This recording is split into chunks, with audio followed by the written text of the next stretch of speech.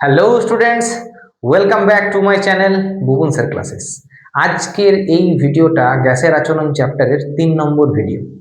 এই ভিডিওতে আমি চার্লস এবং বয়েলের সমন্বিত রূপ তোমাদেরকে বোঝাবো।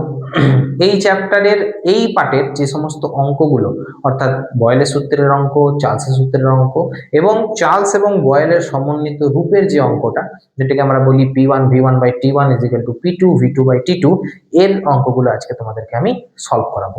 তো দেখো, বেশি সময় নষ্ট না করে আমরা বোর্ডে দেখে নিই। ধরো, চার্লস এবং বয়েলের সমন্বিত রূপটা আমরা এখানে করছি। তো ধরে নিই যে m ভরের নির্দিষ্ট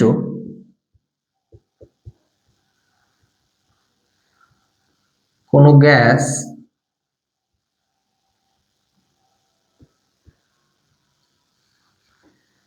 টি পরম উষ্ণতায়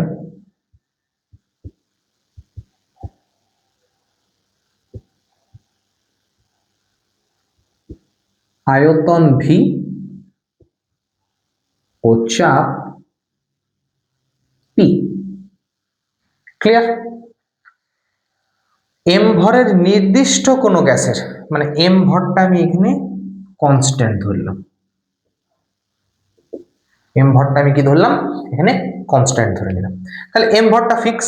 তাহলে এই ফিক্স ভরের কোনো গ্যাসের টি পরম উষ্ণতায় মানে হচ্ছে 273 ডিগ্রি সেলসিয়াস বা 0 কেলভিন। ক্লিয়ার? মাথায় ঢুকেছে? এই উষ্ণতাতে কোন গ্যাসের আয়তন ধরে নিলাম V এবং চাপ ধরে নিলাম আমি P। তাহলে বয়েলের সূত্র অনুসারে আমরা যেটা দেখব সেটা হলো, বয়েলের সূত্র অনুসারে আমরা কি দেখেছিলাম? বয়েলের সূত্র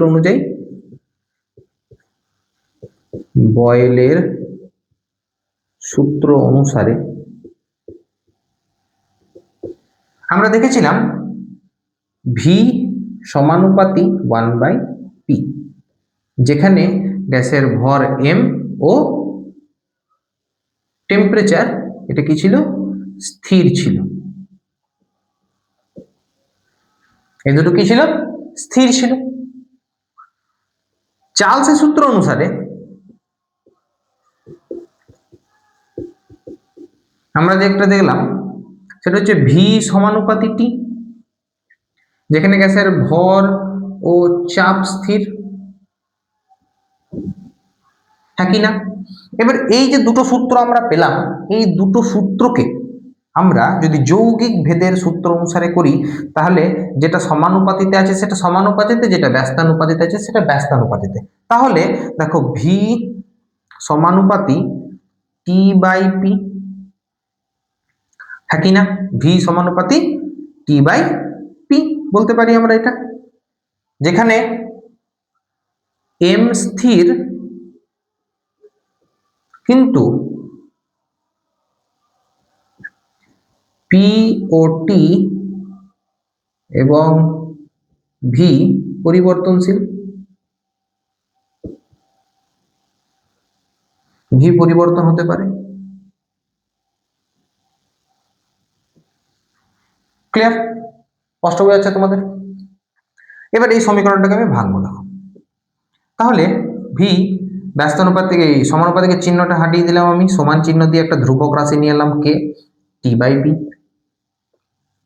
ক্রস মাল্টিপ্লিকেশন Vp/T সমান হচ্ছে K। এইটি হলো চার্লস ও বয়েলের সূত্রের সমন্বিত রূপ। এই রূপটাকেই যদি আমি একটা প্রাথমিক চাপ, প্রাথমিক আয়তন এবং প্রাথমিক উষ্ণতা বলি, এবং ওই গ্যাসেরই একটা অন্তিম চাপ, অন্তিম আয়তন এবং অন্তিম উষ্ণতা বলি, তাহলে যে সূত্রটা আমাদের দাঁড়াবে সেটা হচ্ছে P1V1/T1 সমান K, P2V2/T2 সমান K। এবার দুদিকেই K = তাহলে আমি বলতে পারি, কোথায় লিখি? উপরটাতে লিখছি, তোমরা আশা করবো লিখে নিয়েছো। লিখতে পারি আমি এটাকে যে P1 V1 বাই T1 সমান P2 V2 বাই T2। এইটি হলো চার্লস এবং বয়েলের সূত্রের সমন্বিত রূপ। এবারে এই ফর্মুলা থেকে আমি তোমাদেরকে বলে দিচ্ছি বয়েলের সূত্রটা কি করে করব। বয়েলের সূত্রে আমাদের কি স্থির ছিল? উষ্ণতা স্থির ছিল, তাহলে এই উষ্ণতা দুটোকে আমি বাদ দিয়ে দিলাম। তাহলে বয়েলের সূত্রের ফর্মুলা কি হয়ে যাবে? P1 V1 সমান P2 V2, যেখানে উষ্ণতা স্থির। চার্লসের সূত্র কি হয়ে যাবে? যেখানে প্রেসার স্থির, তাহলে কি হয়ে গেল? V1 বাই T1 সমান V2 বাই T2।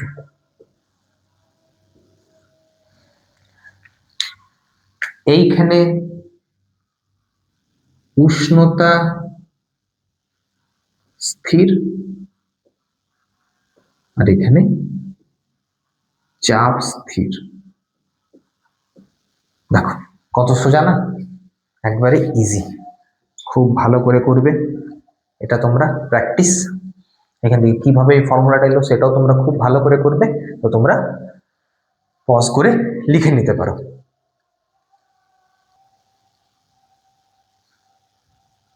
তা তোমরা লিখে নিয়েছো। এবারে আমরা এই তিনটে সূত্র দিয়ে আমরা ম্যাথামেটিক্যাল প্রবলেমগুলিকে সলভ করব। তো চলো দেখে নেওয়া যাক। তোমরা স্ক্রিনে দেখতে পাচ্ছ বা বোর্ডে তোমাদের লেখা রয়েছে একটি অঙ্ক। যে অঙ্কটি তোমাদের বোর্ডে লেখা রয়েছে সেটি হচ্ছে ঘরের তাপমাত্রায় 76 সেন্টিমিটার এইচজি অর্থাৎ 76 সেমি পারদ স্তম্ভ, পারদকে সাংকেতিক ভাষাতে লেখা হয় এইচজি মার্কারি, চাপে কোনো নির্দিষ্ট ভরের গ্যাসের আয়তন হয়েছে 1 লিটার। তাপমাত্রা অপরিবর্তিত রাখলে 19 সেন্টিমিটার এইচজি চাপে ওই গ্যাসের আয়তন কত হবে? একেবারে সোজা অঙ্ক। আমরা কি করে বুঝবো? কি ফর্মুলা ইউজ করতে হবে সেটা দেখো।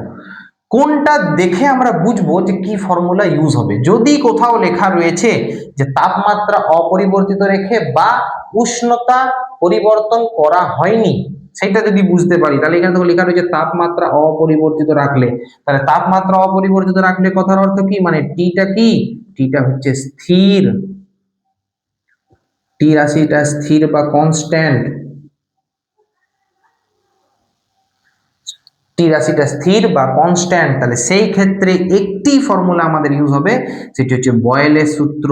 তাহলে P1 V1 সমান P2 V2। ভালো করে বুঝবে, ভালো করে মন দিয়ে তোমরা বুঝবে। তাহলে এই P1টা কি? P1 হচ্ছে আমাদের কাছে প্রাথমিক চাপ, প্রাথমিক চাপ। P2 কি? অন্তিম চাপ,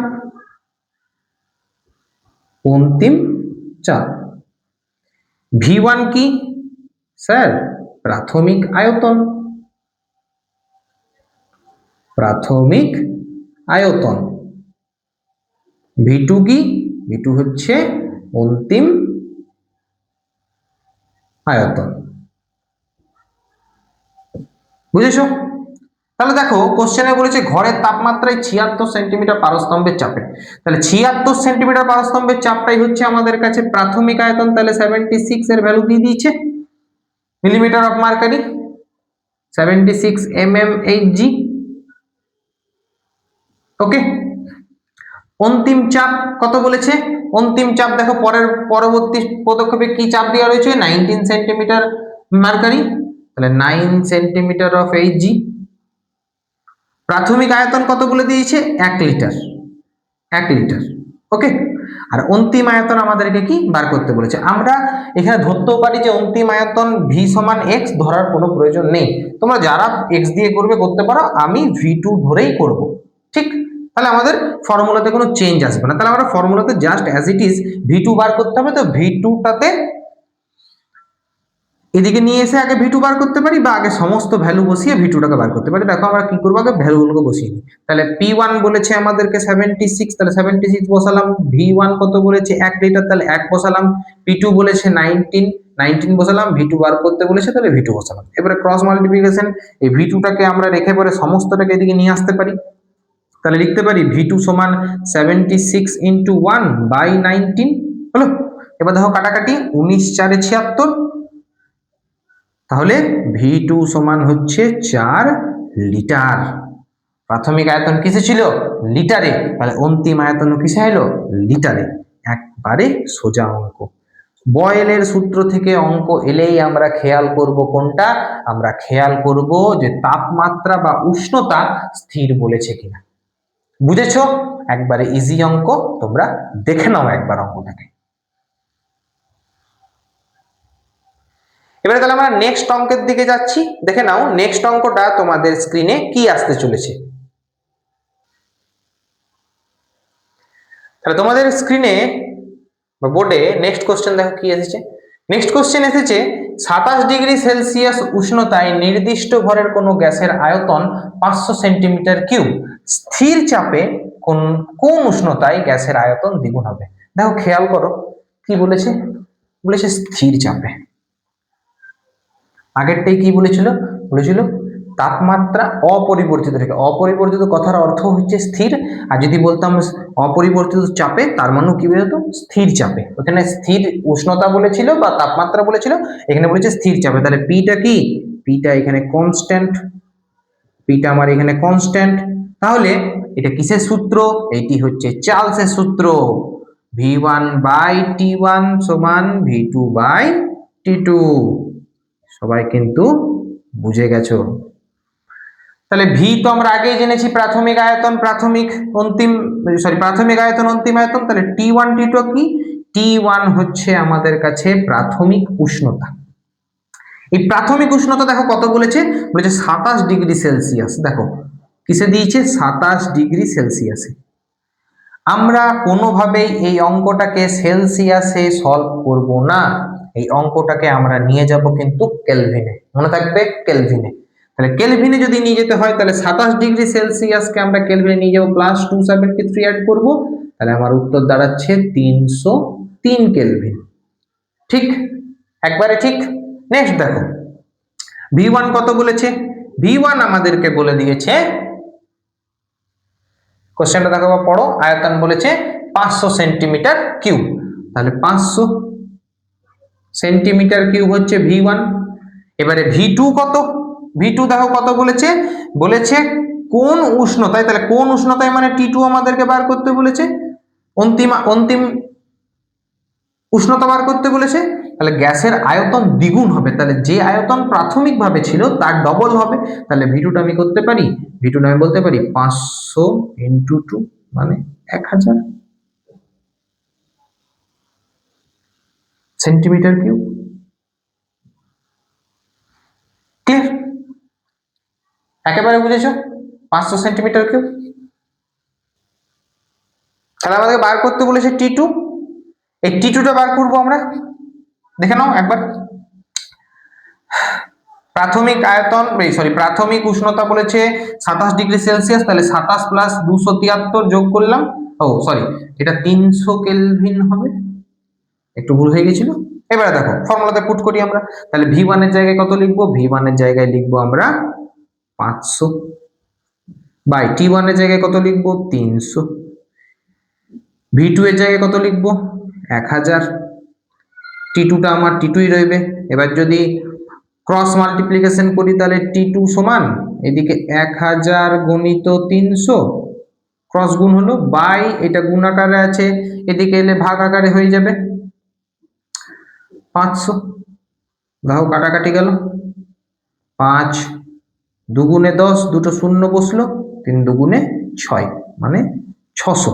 তাহলে T2টা কত হইলো? 600। এই 600 কি? 600 হলো কেলভিন।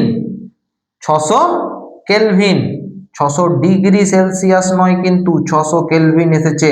অ্যান্সার কিন্তু আমাদের এখনো বেরোয়নি। এই 600 কেলভিনকে আমাদেরকে নিয়ে যেতে হবে সেলসিয়াস স্কেলে। ক্লিয়ার?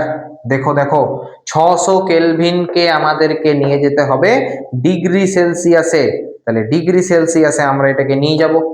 কি করে নিয়ে যাব? প্রথমে নিয়ে গেছিলাম যোগ করে 273, এবারে কি করব, T2 সমান আমরা লিখব 600 মাইনাস 273। তাহলে কত হচ্ছে? 7 2 এই 2, তাহলে 27 ডিগ্রি, আর এদিকে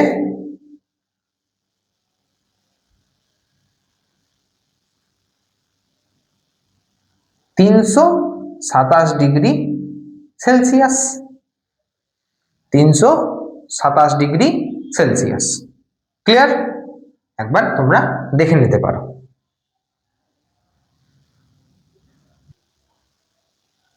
মনে রাখবে সবসময় একটা কথা, যে চার্লসের সূত্রের অঙ্কে অনেকেই ভুল করে থাকে, টেম্পারেচার গুলোকে কেলভিনে নিয়ে যায় না। এবারে যদি তোমরা খেয়াল করো যে যদি টেম্পারেচারটা বলেই দিত 300 কেলভিন, তাহলে কিন্তু আমরা আর চেঞ্জ করতাম না, সেলসিয়াসে নিয়ে যেতাম না। তাহলে 300 কেলভিন বলতো, অ্যান্সারটাও কেলভিনেই বেরোতো, যদি বেরোতো, বার করতে দিত কেলভিনে বেরোতো, তাহলে চেঞ্জ করার কোনো প্রয়োজন থাকতো না। কিন্তু যদি কোশ্চেনে ডিগ্রি সেলসিয়াস দেওয়া রয়েছে, আমাদেরকে অতি অবশ্যই কিসে নিয়ে যেতে হবে? অতি অবশ্যই আমাদেরকে টেম্পারেচারটাকে কেলভিনে নিয়ে যেতে হবে। এবং যখন অ্যান্সারটা বেরিয়ে আসবে, অ্যান্সারটা বেরিয়ে আসার পরেও কিন্তু আমাদেরকে ডিগ্রি সেলসিয়াসে আবার ফেরত নিয়ে যেতে হবে। একবার যখন কেলভিনে নিয়ে গেছি ডিগ্রি সেলসিয়াস থেকে, আবার কেলভিন থেকে ডিগ্রি সেলসিয়াসে ফেরত নিয়ে আসতে হবে। এটা কিন্তু তোমরা বারবার খেয়াল করবে এবং প্র্যাকটিস করবে। এবারে দেখো তোমাদের স্ক্রিনে বা বোর্ডে নেক্সট কোশ্চেন কি আসছে। দেখো বোর্ডে তোমাদের নেক্সট কোশ্চেন কি লেখা আছে। নেক্সট কোশ্চেন তোমাদের লেখা রয়েছে, বলেছে 27 ডিগ্রি সেলসিয়াস উষ্ণতায় ও 75 সেন্টিমিটার এইচজি চাপে কোন গ্যাসের আয়তন বলেছে কি V1, এবং 17 ডিগ্রি সেলসিয়াস উষ্ণতায় 700 সেন্টিমিটার এইচজি চাপে ওই গ্যাসের আয়তন কত বলেছে V2 হলে V1:V2 এর ভ্যালু বার করতে বলেছে। দেখো উষ্ণতাও দিয়ে দিয়েছে, চাপও দিয়ে দিয়েছে। তাহলে উষ্ণতার সাথে চাপ, এটা তো কোনো সম্পর্ক আমরা পাইনি চার্লস এবং বয়েলে, কিন্তু চার্লস এবং বয়েলের সমন্বিত রূপে আমরা যে ফর্মুলাটা পেয়েছিলাম, সেটা পেয়েছিলাম P1V1/T1 সমান P2V2/T2। তাহলে এখানে চাপের আর উষ্ণতারও সম্পর্ক রয়েছে, হ্যাঁ কি না? চাপ আর উষ্ণতার সম্পর্ক এখানে রয়েছে। তাহলে দেখো কি হবে, তাহলে আমরা যে সূত্র দিয়ে অঙ্কটা করব সেটা হচ্ছে চার্লস এবং বয়েলের সমন্বিত রূপ, একদম। তাহলে ফর্মুলাতে দেখো প্রাথমিক চাপ কত, প্রাথমিক চাপ আমাদেরকে বলে দিয়েছে 75 সেন্টিমিটার এইচজি। তাহলে P1 এর ভ্যালু বলেছে 75 সেন্টিমিটার এইচজি মার্কারি। আয়তন V1 আমাদেরকে বার করতে বলেছে, V1 আমাদের V1ই বলেছে।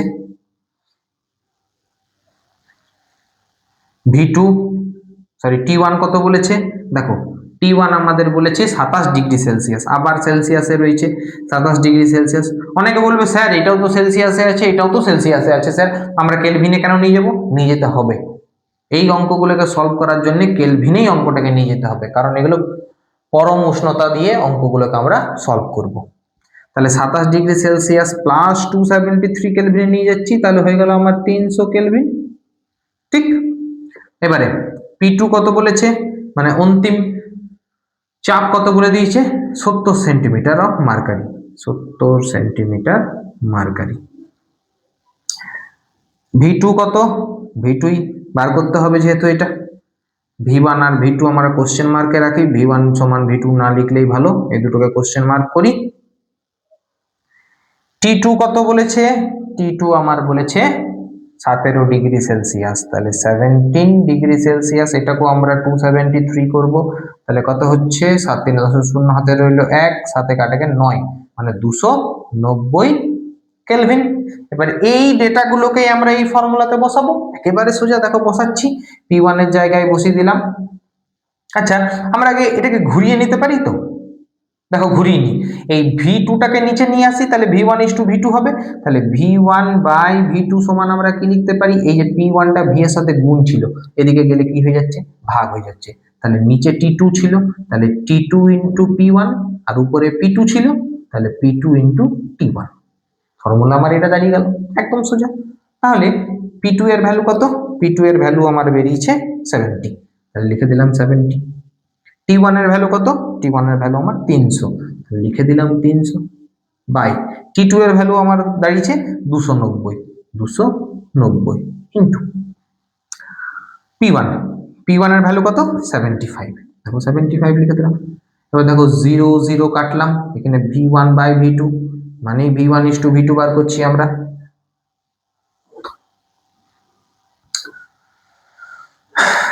এবারে দেখো কাটাকাটি করছি আমি,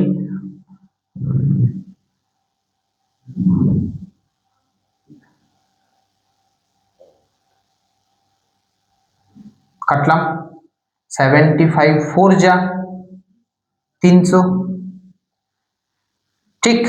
তাহলে 7 4 28 আর নিচে পড়ে রইল 29, তাহলে V1/V2 28/29 মানে V1:V2 এর ভ্যালু কত বেরোচ্ছে, 28:29। কি কঠিন ছিল অঙ্কটা? কোনো কঠিনই ছিল না, একবারে ইজি, একেবারে ইজি টাইপের অঙ্কগুলো। এই বছর মাধ্যমিকেও যে কোশ্চেনটা এসেছিল সেটাও কিন্তু সোজাই ছিল, জলের মতন সোজা অঙ্ক। আমরা যখন মাধ্যমিকের ইয়ারলি কোশ্চেনের সিরিজ আমরা নিয়ে আসবো, তখন কিন্তু আমরা মাধ্যমিকের যে কোশ্চেনগুলো বিগত বছর এসেছে সেগুলোও কিন্তু আমরা সলভ করব। এটা আশা করব তোমাদের সমস্ত কিছু এটাতে ক্লিয়ার হয়েছে। তো নেক্সট ভিডিওতে আমরা এর যে পরের অংশটা, আদর্শ গ্যাসের সমীকরণ, আদর্শ গ্যাস কাকে বলে, বাস্তব গ্যাস কাকে বলে, গেলুসাকের গ্যাস আয়তন সূত্র, অ্যাভোগাড্রো প্রকল্প, এই সমস্ত বিষয়টাকে আমরা নিয়ে আসবো। আজকের মতন এইটুকুই। এইগুলিকে তোমরা ভালো করে প্র্যাকটিস করো, বিভিন্ন বিভিন্ন বই থেকে অঙ্কগুলিকে করো তোমরা, এবং বেস্ট অফ লাক তোমাদের এই ক্লাস 10 এর পড়া শুরু করার জন্য। Thank you.